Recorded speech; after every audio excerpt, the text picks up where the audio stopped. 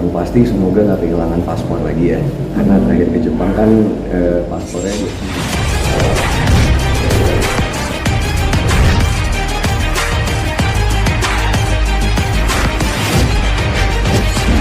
Jadi hari ini alhamdulillah lebaran hari ketiga pemirsa, dari hari itu udah ada nazar dari kemarin ingin liburan sama mama, karena kan kemarin sempat sama papa ke Cina, dan sekarang mau ke Jepang sama mama Vena, sama Fania, sama Atala.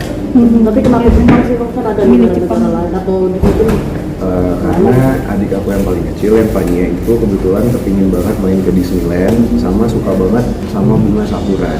Kebetulan sekarang lagi musim sakura, jadi kita mau ke Jepang. Nah, ini kemarin kan di Cina pakai baju kerajaan Cina, nanti di Jepang kaisar atau apa gitu. Itu masukan yang bagus sih mas. Mungkin nanti kalau ada waktu free saya coba iseng-iseng pakai baju kaisar Jepang ya. Jadi ini juga udah ada beberapa bawaan yang bakalan dibawa. Ada koper kosongnya satu ya yang gede buat oleh-oleh nanti. Bakal berapa hari? Bakalan 12 hari di sana. Hampir 20. sudah ada jadwal kemana aja nanti ke Jepangnya? Udah, jadi pertama ke Tokyo, lalu ke Osaka, ke Kyoto, habis itu lanjut ke Gunung Fuji. Kan kamu ini juga terkenal sering liburan ke luar negeri juga. Kenapa sih sering banget liburan ke luar negeri? Emang di Indonesia nggak ada yang bagus atau gimana? Kayaknya emang saya itu suka traveling dari dulu ya mbak. Cuman sebenarnya nggak hanya ke luar negeri gitu, tapi sering juga liburan di dalam negeri, kayak ke Bali udah pasti sebulan itu adalah sekali gitu.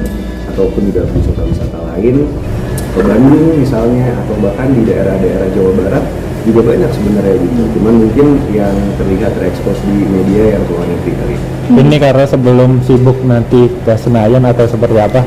Mumpung masih ini pengangguran saya ya, kan 7 bulan ini bakalan free nggak ngapa-ngapain, jadi insya Allah juga nanti di bulan Juni kalau jadi bakalan ke Inggris, ada summer school untuk public policy, dan sebelum itu menghabiskan waktu sama keluarga.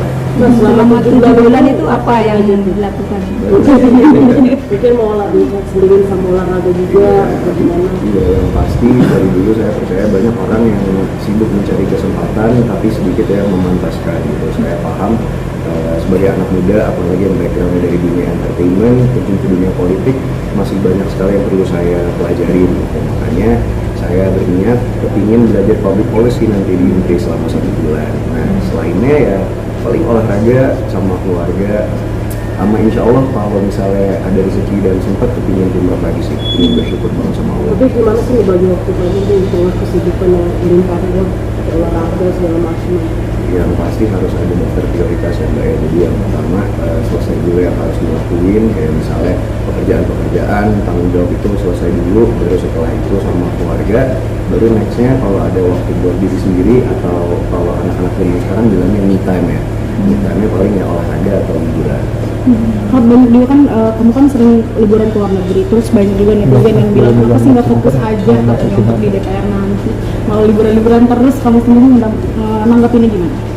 Pembagian waktu mungkin mbak ya, karena kayak saya bilang tadi ada waktu 7 bulan, jadi dalam waktu 7 bulan itu pasti harus ada proses pembelajarannya. Makanya saya berniat ingin belajar public policy, itu kan akan belajar legislasi di sana, pembuatan undang-undang segala macam yang kira-kira bisa menjadi bekal di Senayan nanti gitu. Cuman di luar dari itu ingin habis waktu sama keluarga juga sih, makanya banyak refreshing, karena kan kemarin 1 tahun lebih banyak kedapil ya.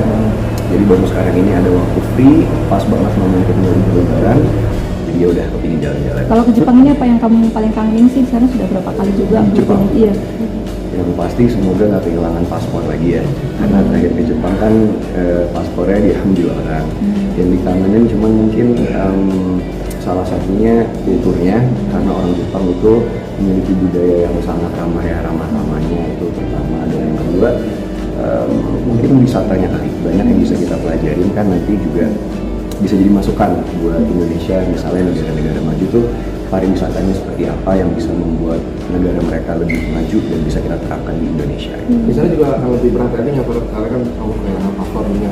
Iya, pelajaran kali ini Antisipasinya di- antisipasinya saya pakai tas yang nempel di badan.